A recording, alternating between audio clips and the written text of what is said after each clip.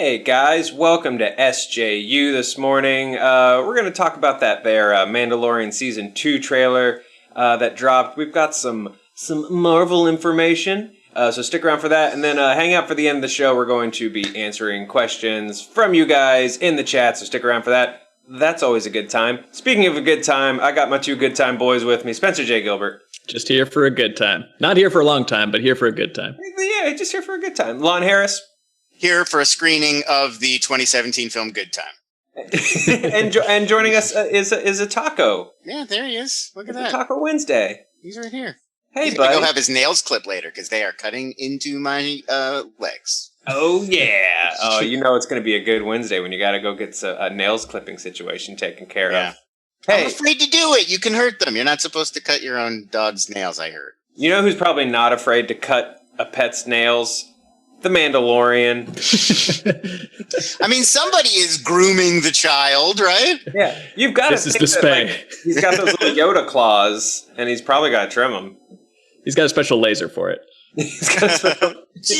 Yeah. Well, it won't touch the quick. I dig that. That scene, however, was not in the trailer that dropped yesterday.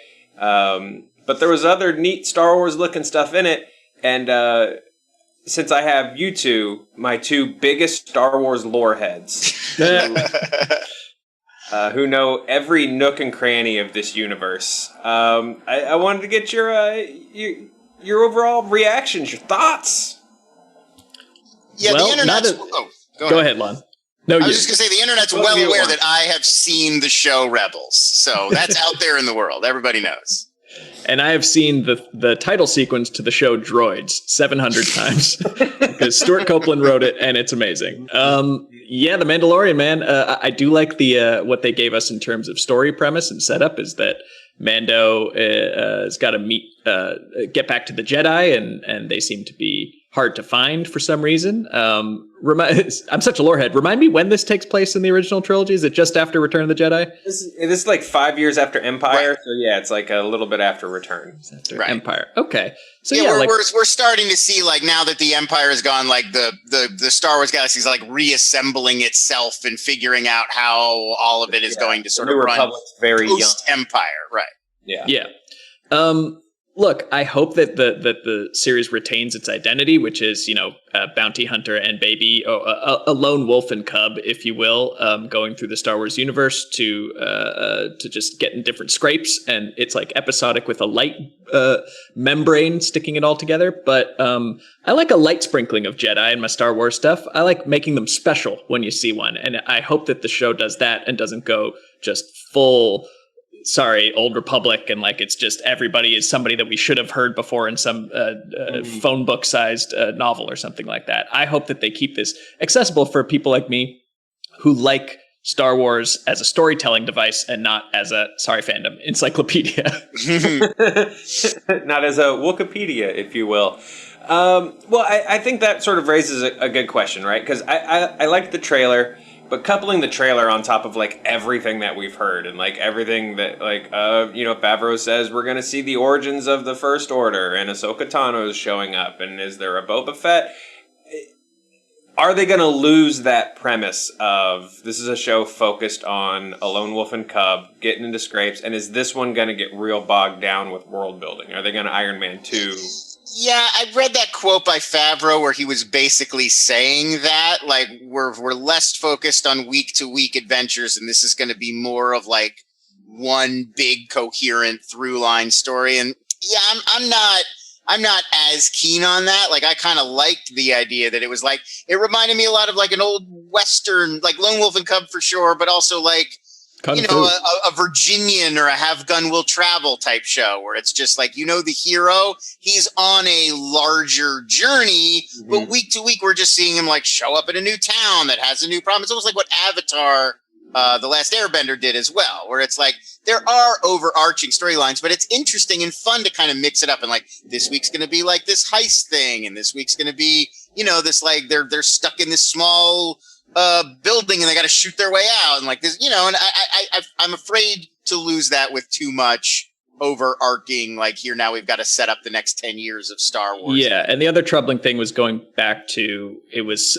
my favorite piece of lore, are Disney earnings calls, where it was one of the Bobs talked about how Mandalorian Season 2 would be ideally a jumping off point for other characters to get their own series, which, you know, if it shakes out that way, great, but you don't want to be writing a show with the express purpose of setting up other shows, or you got yourself a dark universe. Yeah. So look, I still trust. I trust that they're smart enough to hand the storytelling reins to Jon Favreau and is it Dave Filoni? Who else is working on this thing? Yeah, Filoni. And that they'll knock it out of the park until proved otherwise. It's just there's a little bit of danger on the horizon. Yeah. My hope is that, like, the best worst case is, even if this one gets real heavy and, like, oh boy, like, here comes the lore, eventually we have enough cool stuff that came out of it that we're kind of like, okay, well, Iron Man 2, sacrificed itself so that Thor Ragnarok could fly. True. And also the show was able to, at least in season 1, do some pretty deep lore cuts that I didn't think were distracting from the show itself, like the introduction of the Darksaber. Like, if you know that's a big deal. If you don't, you're like, oh, that guy's got a cool sword. So what's that sword all about? Yeah, and I mean, I think that's the thing, like, Filoni in particular has a lot of experience with, is like, how do you make this thing that's its own independent entity that people want to follow, but also along the way there's enough shout outs and enough deep dives and Easter eggs to keep the hardcore fans, like, tantalized and engaged. And I think that's really the challenge that we're sort of talking about, is like walking that balance of Mandalorian. I think we all agree, like, it should exist as its own thing. Like, you shouldn't have to know all the other TV shows to follow this one. This is like the big one, the centerpiece one. You could get into it. Even if I feel like you don't know that much about Star Wars, you should probably be able to get into this show, is the idea. Well, all that said, an important part of Star Wars is you point at a thing and you go, oh, that's cool. So what was the stuff that made you point at the screen and go, oh, that's cool in the Mandalorian trailer? Because, I had a few. I'm not completely cynical and jaded. Some things got me excited. I always like a good underground fighting pit. Can't go wrong. I love when speaking of Avatar: The Last Airbender, when, the Earthbenders have their own wrestling federation. I'm excited to see some gladiatorial combat and for some things to go down. I want to see some finishing moves. I want to see somebody flying off the top ropes. Don't take this, Joe, as an inroad to get me into wrestling. I just like it as a thing for a piece of episodic television. No, I completely understand. And also in that scene, we got the first meme of the show, which was the little baby going inside its little house because things were about to get bad. Yeah, they know what they're doing. Yeah, they know exactly what they're doing with that little baby. I know I'm going to fly right in the face of what we were just saying and how we wanted this to kind of stand on its own, but that shot of the Mandalorian ship flying and then X-Wings come up alongside it. That was pretty cool. So cool. Yeah. Who doesn't want to see how that's going to play out? Like, I'm not immune to that. That was awesome. I also thought that like water planet that you go to, like there's like a tentacle, monster, or whatever. Maybe is that like Mon Cala? Are we finally I think it's Mon Cala because those are home planet. That would be cool. That's what I was thinking because for some reason the idea of a boat in Star Wars got me very excited. Yes, just that, right? Like nautical Star Wars is kind of the new take, which I'm excited to check out. Yeah. But yeah, what about those little things in Rise of Skywalker that they sailed on the waves on? You're right. Yes, because it's choppy water on the way to the crumbling Death Star. I don't need your space jet skis. Give me Deadliest Catch in Star Wars. Yeah, right. This is like a fishing village, but in space. Show me those foreigners going crabbing. That's what I want to see. Yeah, it's like a perfect space storm. I'm into it. Yeah. Yeah, this is it's like a blue collar Star Wars show. You know, it's dirty. This is dirty jobs with the Mandalorian. Yeah, exactly. Like that's fun. I like and that. And that's my hesitancy, I think, on introducing Jedi and X-wings and dare I say, like Skywalkers and royalty and stuff like that. It's a bit like the original Star Wars trilogy versus the prequels. Like one of the things that's so appealing about the original trilogy is that it's all like, this very like ground level blue collar perspective on it. Like ships that are kind of run down and like you're on the outer rim and it's all these like, like the frontier of the Star Wars universe. And then the prequels, we're all in Coruscant and the Jedi temple and these huge skyscrapers. And it's like a very different vibe. And like, I feel more at home in the original trilogy kind of settings, which I that's what I really like about Mandalorian. And so, I hope it's not too much caught up in like, let's go to the big city at the center of the galaxy. That, and I don't know if I might just need to call Ken Knapsack. Why isn't he on here? Help me here. But I need Star Wars to figure out who knows about the Jedi and how mainstream they were versus how secretive they were. Because like not a ton of time has gone by for people to be like mysterious wizards. And you'd especially think that Mandalore, whose like whole culture is like so entwined with the Jedi, like the Darksaber, like the first, I can't remember his name off the top of my head, but he was a Mandalorian Jedi that like then left the Order. Like and the Darksaber is the sword that like the president of Mandalore holds. Yeah, I'm not a huge lore head, but I feel like this was a issue that the prequels created in the original trilogy. It's like Han Solo's dad, or if not father, grandfather at least, would have been around for the Jedi Temple to still be around and them to be at the height of their powers and like for Order 66 and stuff like that. Like it'd be weird if you had never heard of like the Supreme Court. But I don't know how exactly how far the government reaches.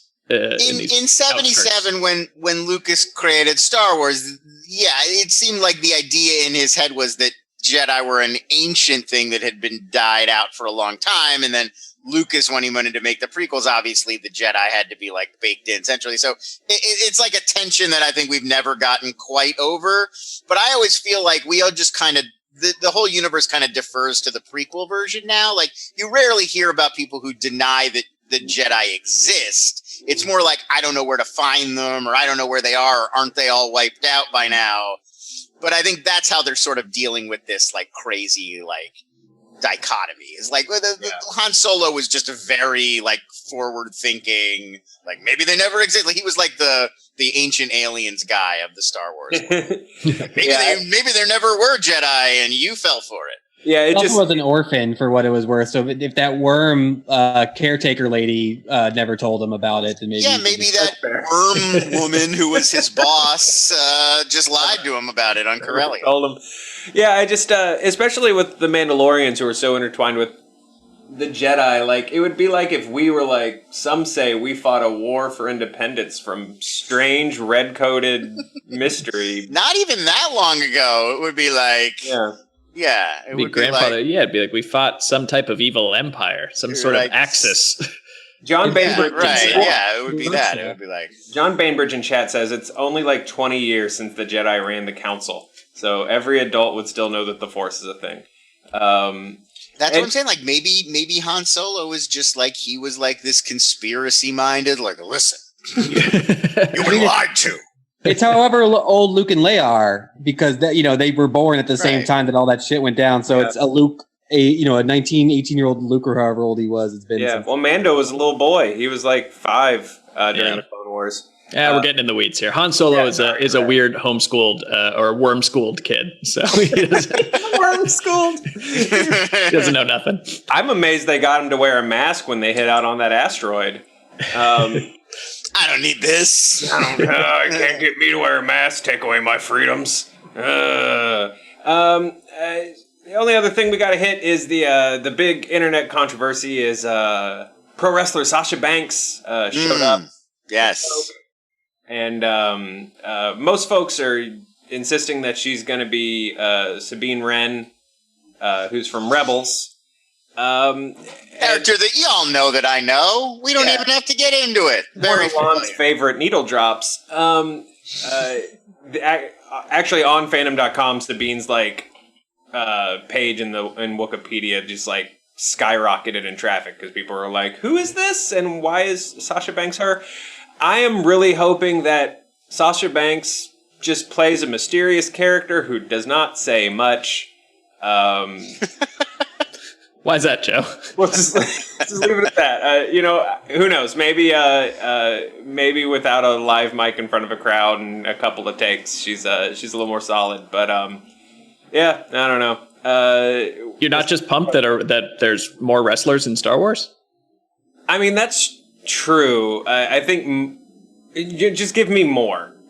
Just keep giving me more. I want old Jake the Snake Roberts to be like holding council in a tent on some weird planet, and the Mandalorian has to go find him to be like, where are the Jedi? And Jake the Snake Roberts has a snake, and he tells him riddles. A space snake, at least. Yeah, he has a space snake. He has to deal with the $1 Million Man, Ted DiBiase.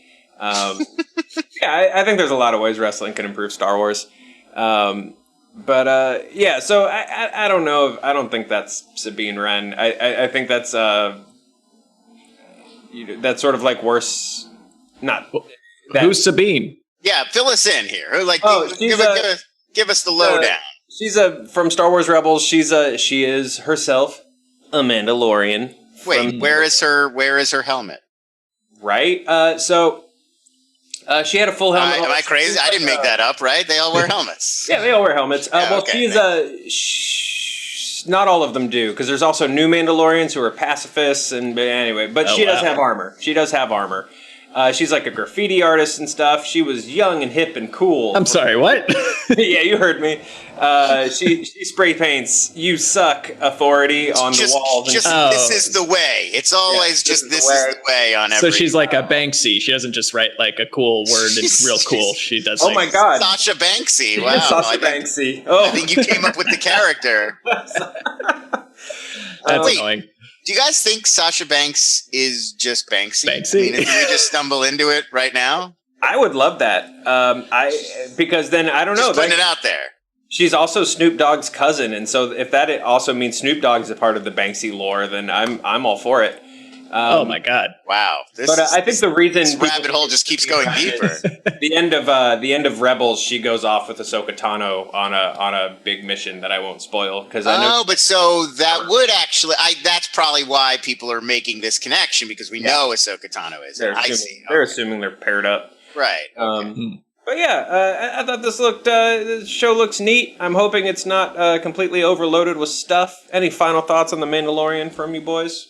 I mean, it's a neat show. Like it's a really good show, and season 1 gives me a lot of confidence that they kind of get what this show is and know what they're doing, and will be able to balance all of this stuff. Who wouldn't be like as great as Werner Herzog was as like a big heavy for season 1? Who wouldn't love the addition of Giancarlo Esposito as your heavy? That's like go-to TV 101 at this point.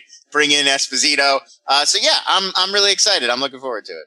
Yeah, I think same sentiment. I'm super psyched for this. I just my hope and prayer is that the extra attention and maybe even importance of this, because this is really keeping the Star Wars brand alive at Disney, did not come along with extra cooks in the kitchen, and it needs to serve so many different masters that it dilutes what made it special in the first place. So that's just my my worry, but just going off the trailer, it looks like a good time. Hey, evolving consumer dynamics are the way, Spencer. They are the way. You guys know what else is the way? Coming and checking out the Fandom 5 on Friday. We're doing another trivia show this Friday. Link in the description. RSVP. Come show up. This one is about Disney. It's going to be kind of focused on like the Disney Renaissance period, the animated movies. None of that Pixar. None of that Star Wars. None of that Marvel. This is just pure Zazu questions. Right, Lon? 100 questions about Zazu. No, the questions are done. Billy thought they were too hard, so he went through and made them a little easier on you guys. So we're not trying to stress anyone out. It is mostly Disney Renaissance, but we'll jump around. I actually picked a few early. It's all animated though. So yeah, no worries about your Marvel films. We're not doing Pixar. It's just the Disney animated canon but like you might have to know a little thing or two about the Aristocats. All right. And people should anyway. Speaking of, there's one. Yay! It's a super fun show, though. It's a good time. I think I'll actually ask to get a clip pulled for tomorrow. When we did the one for Avatar: The Last Airbender, we had one of the greatest answers ever captured for any kind of trivia show. It's one of my favorite things I've witnessed since working here. It's a dramatic monologue in the form of a trivia answer. It's form of a trivia answer. It's absolutely beautiful. So I'll actually ask for them to grab that so we can show it tomorrow. So the show's always a good time. Hit the link and come check it out. Hey, y'all want to talk about Marvel?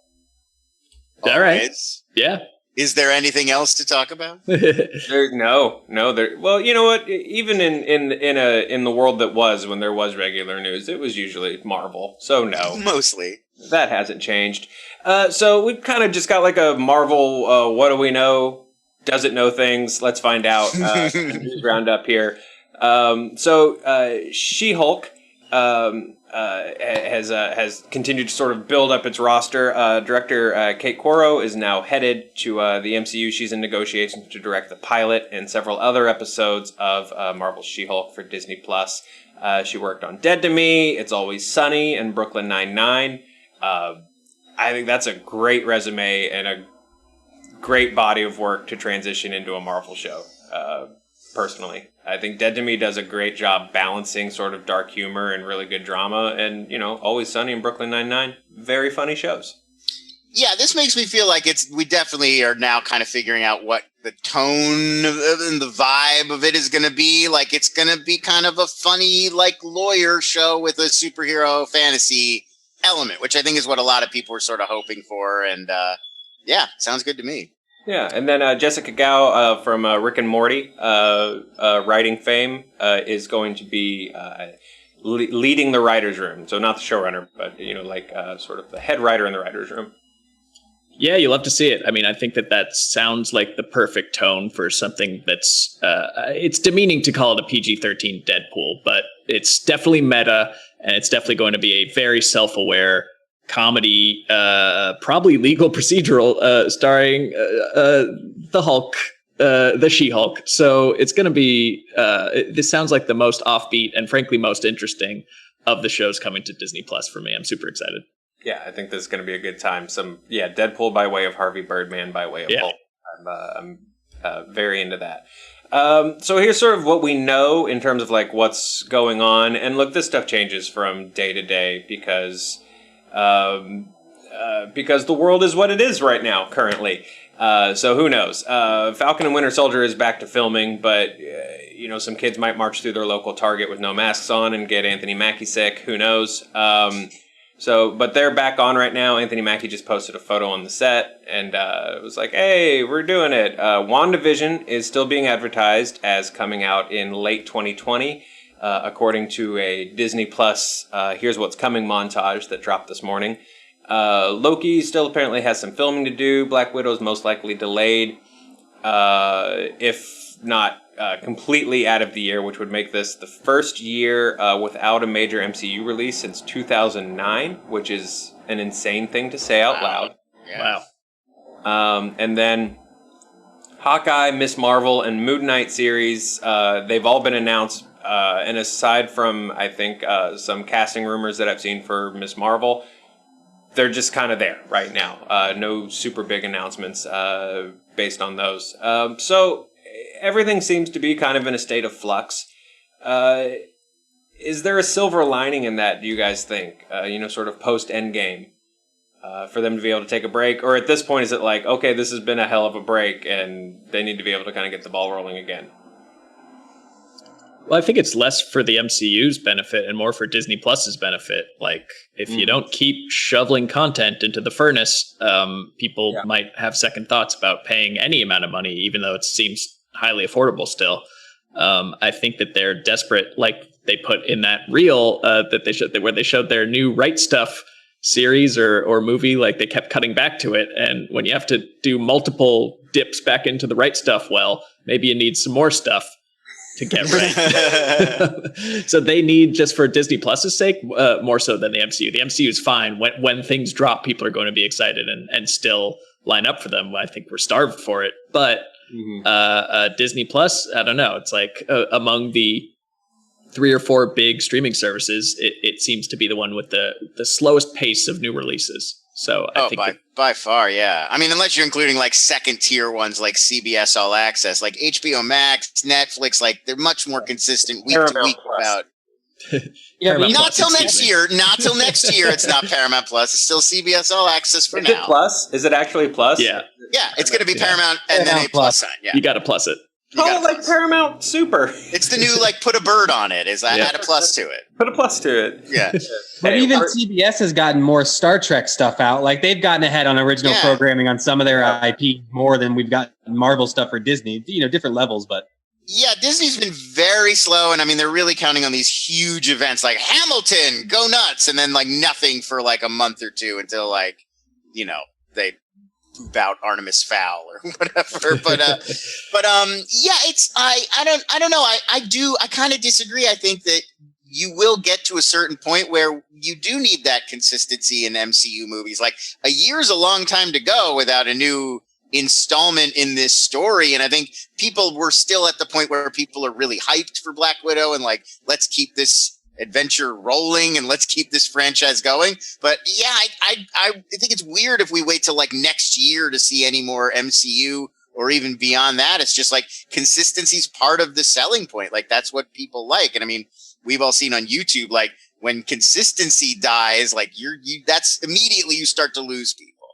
So yeah, I think they probably do need to get Black Widow out there in the world sometime in the next 6 months. Yeah, and even that lack of consistency, I wonder if that lack of consistency really kind of cranks people's expectations up for whatever's out the gate first. Like, I sort of feel bad for whatever wheels out first, because it's going to take all of it. This better be the best Marvel thing, because I need it. Yeah, and we saw that with Far From Home even, where just by virtue of being the first one after Endgame, there was so much more attention on, like, how are they going to deal with it? And what are they going to do now? And this kicks off the whole new phase or whatever. And yeah, so I think whatever comes after the pandemic is going to have that same weight on it of like, well, here we go. We're back. Let's get things moving again. Yeah, let's see here. Michelle GK in the chat says, personally, I was going to pump the brake on the MCU after Endgame, but now after this year without anything MCU related, I'm actually starting to miss them. And then on the other flip of the coin, Lisa Mortini says, hi, Lisa. I think this break is good. It creates, a bit of need and want. I worry, especially mainly for Black Widow, that like that movie's just going to start to feel more and more irrelevant. I don't know. I mean, if it drops for $30 on Disney Plus, yes. But I think if theaters open back up and it's one of the first movies back in a post-pandemic world, whenever that may be, then that'll be a huge event, and people are just gonna trip over themselves to cough on each other in person. I think that if they have the patience, because there is no rush, save for. I imagine budgets or like to look good on an earnings report. Like, Disney's not going out of business if they wait 6 months to release that movie. I think if they can hold on, that they have a huge, like a global coming together hit on their hands. But otherwise, it'll just be like the hardcore MCU fans drop $30. We talk about it for a week and never mention it again, and then move on. Yeah, how hard is it? Do you think it is on the town? What sentence did I just say? Sorry. How hard do you think this is on the talent? Like, I think Kumail, I saw a quote from Kumail who was like, I was going to try to keep the bod until Eternals was released, but now, like, there's no way. Like, no. How hard do you think it is on the talent to be like, we might start shooting in 2 weeks. I have to continue this insane diet and do 5,000 crunches a day. Just in case there's a vaccine and we go back to work. That's tough. I think every production is kind of in its own universe, is what it seems like. They've just been scattered to the wind, and like it depends on where they left off. Like, if you still have your big shirtless scene coming up, then you're still eating that steamed fish 18 times a day or whatever. But a lot of things like they seemed like they can finish most of them in post, or they can film it in a different country or something like that. Like, it's really complicated because it's on a case-by-case basis, who can resume and how easily, and what was even left to shoot when things got interrupted. So it's hard to give a blanket statement for any actor. They also, like, after 20 plus films, like, they have this stuff down to like a nutrition science. Like, they're so exact. Like, they know, okay, we're going to go back and shoot on this date. Kumail has to start eating steamed fish and working out on this date. Like, that timetable is as built in as any other aspect of a Marvel production at this point. I'm really not kidding about that. Like, I'm sure it is. Yeah. And, so, I mean, I think that for the talent, it's really like you're just dreading that text that you're going to get from your manager that's like, BTW, nothing but brown rice again starting tomorrow, you know? Like, I think that it's probably formalized as much as that, and it's not, you know, like the individual actors having to be like, should I start working out again or what? I don't know. Yeah, probably gonna have Domino's tonight, but maybe tomorrow. You know, like I think I think they probably know exactly what they're scheduling. Yeah, Domino tonight, and then tomorrow I'll start P90X again. That's the way this will work. Right. Well, hey boys, we got some cool questions coming in from the chat. You want to answer some of them? Shoot, let's do it. Do this. I like this one out the gate. This is from Benzatine. Hey, what's a better present? Monthly. I also want to know what the present's for, because I think he's asking for advice. Okay. What is a better present? A monthly cheese subscription or a monthly bacon subscription? I'm gonna go cheese, just because, like, I love bacon. I had a BLT yesterday; it was fantastic. But I really just like bacon, maybe turkey bacon from time to time. Whereas there's an infinite variety of cheeses. So, like, each month you would look forward to a new cheese. Whereas it's like, oh, today it's yak bacon. I'd be like, oh, thanks. Yeah. Or you're really going to hit this bacon wall where it's like you can only hard smoke bacon in so many different ways and then mail it to someone. Yeah, I mean, I feel like for me personally, cheese would be like the better gift for me, because I like all different kinds of cheese, and it would be a good chance to like try a bunch of different ones that maybe I hadn't tried before. But I think it really depends on the person you're giving the gift to. If they're like a Ron Swanson meat eating type person, they're probably going to really enjoy that bacon sampler and try some exotic flavored bacons that they wouldn't have ordinarily gotten to. If they're more, like a generalized snacker gourmand, then probably cheese is the way to go. It's just kind of knowing your audience. Yeah, I'll amend that. Either one would be a terrific gift. They'd sound fantastic. I'd like both, please. But if it's different flavors of bacon, pork, mostly pork bacon, then yes. If it's different animals' bacons, I think after pork and turkey, you're in the danger zone. So it depends on what kind of bacon subscription we're talking about. You want snake bacon? No, thank you. Snake bacon. Snaking. I think it depends on what comes in that monthly subscription, because if you're just getting like hardcore bacon, cool. But if it's like, here's a little bit of bacon and then some goofy bacon adjacent. Oh, yeah. You don't want like bacon gum and stuff. Yeah, like a bacon flavored Jones soda. Like, I don't need that. Usually, I find that like bacon flavored things are actually usually just smoke flavored, and they are lying to you and saying that smoke flavor is bacon flavor. Pork rinds, however, remain undefeated. They are great. Delicious. Yeah. I would also take a pork rind subscription box. Yeah. Oh, there you go. And that would be different, like flavor combinations. Like that could be really good. Yeah. So Ben, I hope that answered your question. Pork rinds. Pork rind subscription box. There you go. Lisa asks, which set of any movie released in 2020 would you have liked to visit, and New Mutants still counts? Well, Joe, you can answer that. Personal experience on this one. I'm legally not allowed to talk about, that set visit in any way, shape, or form. And possibly never will be able to. I know that our legal department is currently trying to work out a deal with Fox to let me discuss the things that I saw in a non-spoiler fashion from the New Mutant set visit. I'm gonna go Green Knight, assuming that they shot in some cool woods somewhere. I don't know if they did. If they shot the Green Knight in Georgia, I retract that answer. But if they shot in some cool woods in like Finland, that's my answer. I'm going to go with Eurovision Song Contest, The Story of Fire Saga. Yeah. Those would have been some fun scenes to go see filmed. Like, I would have loved to be physically present for Dan's big Eurovision performance where there are, like, big cats on stage with him. Just for the spectacle aspect, I think it would have been fun to be on set those days. Gosh, I don't know. I guess part of me wants to say Palm Springs just because a vacation sounds nice, and you could just kind of mine was vacation. Mine did. by the pool, you know. They didn't film it at Palm Springs mostly. Andy Samberg gave that away because he was bummed because he wanted a vacation. It was like Joshua Tree, I think, mostly, right? Yeah. No one wants to go there. Bummer. Man, I don't know what movies came out. Sonic the Hedgehog.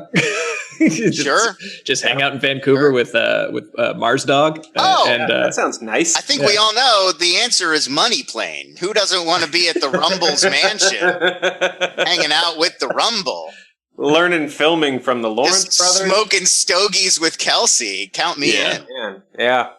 I think it's Money Plane. Mm-hmm. I want to sit on that weird airplane set that they found or borrowed. Yeah, you want to bet on the best set to visit in 2020? Money Plane. Answered. Arthur Mingo has a question for me.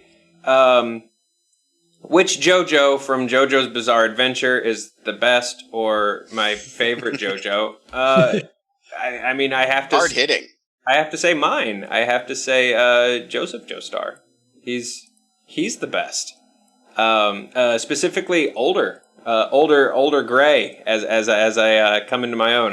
Older gray Joseph Joe Starr is the best. He's the most quotable, and by quotable I mean the thousands of times he's yelled "Oh no," and we've seen him grow into a fully realized man, into a fully realized Joe Starr, if you will. So I got to go Joseph. It's a really weird show. And I don't know if you two would like it or not. I have seen a bunch of JoJo's Bizarre Adventure. Actually, I had a roommate who was very into it years ago. So yeah, sounds weird. I'd watch it. It's weird, but I think I like it more than a lot of other anime because it's more character and it's less world building, and that's where a lot of the anime loses me when it's like you have to learn these 1,000 rules about the demons that invade our timeline or whatever. Like that's where I kind of start to fade. But JoJo is like it's usually like a few sort of dynamics between characters kind of dominate the seasons, which I sort of find more interesting. Jarrett Johnson asks, is there another film franchise that could benefit from the Cobra Kai treatment? Oh, I think there's lots of them. Oh, like revisiting. Yeah, like from the bad guy, like the bad guys are the heroes. Yeah, I think that's the key. It can't just be we're revisiting later. We have something really specific to say about how the world was initially presented. Or I mean, my God, if they had just kept Killmonger alive, or if he comes back, that the Disney Plus Killmonger series would be insane. Why could they not do that? Or the Claw series or something like that.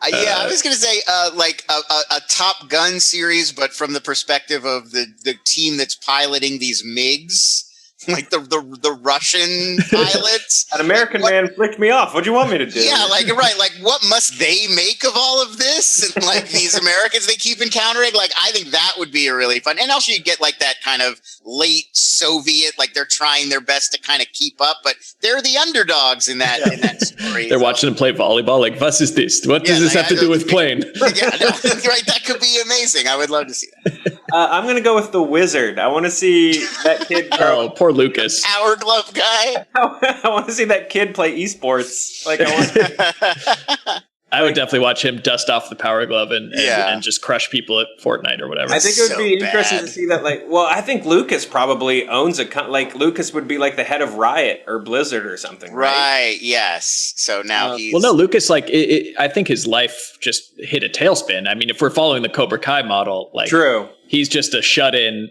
he just plays games. He plays some weird game that no one else does, and they need to drag him out of retirement. Yeah, or now he's a security guard at the dump where they keep all the ET games for Atari. He works at the last GameStop. The last open GameStop. Keep calling him and asking if they have Battletoads. He's just like, I hate my life. I hate my life. Yeah, it's pretty good. It's not bad. I like that. I like how much of a harder sell it is for him than like Johnny Lawrence from Karate Kid, because he's like, this kid came in and ruined me and I hate him. And people are like, you mean this child with... I don't think you should be so mean to this kid. And he's like, no, he's a son of a bitch. You don't get it. And they're like, leave this poor little savant alone. Yeah, Wizard, and they're still playing Mario Brothers 3, and you still get Fred Savage.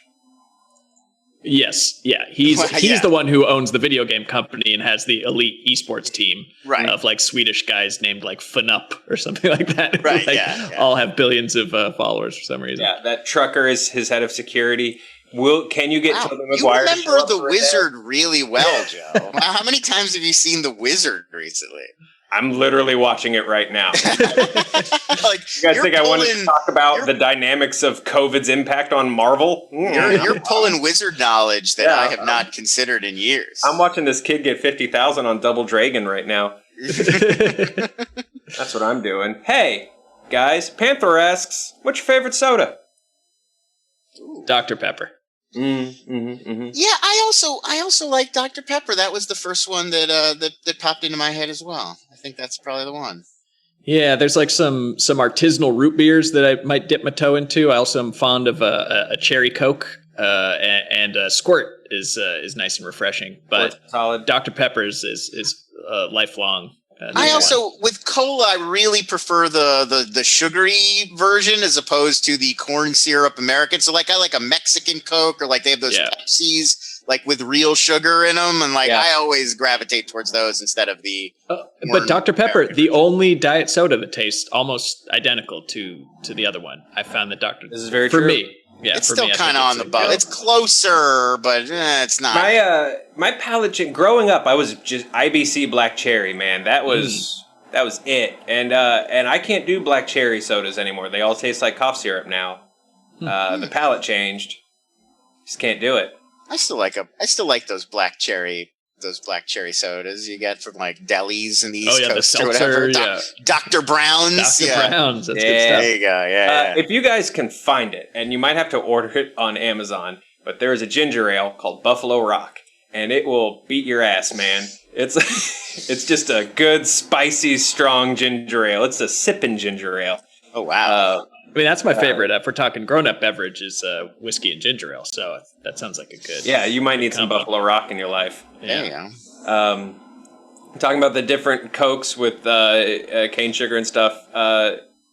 My brother flies for UPS, and what I didn't realize is that every new country he goes to, he grabs a can of Coke and takes it home. And once I went and visited and was like, oh my God, I'm thirsty. And I just grabbed a Coke and drank it. And he was like, cool, thanks, man. I got that. I have to go back to Chad. That was from Montevideo, you ass. Tasty soda, though. Very tasty soda.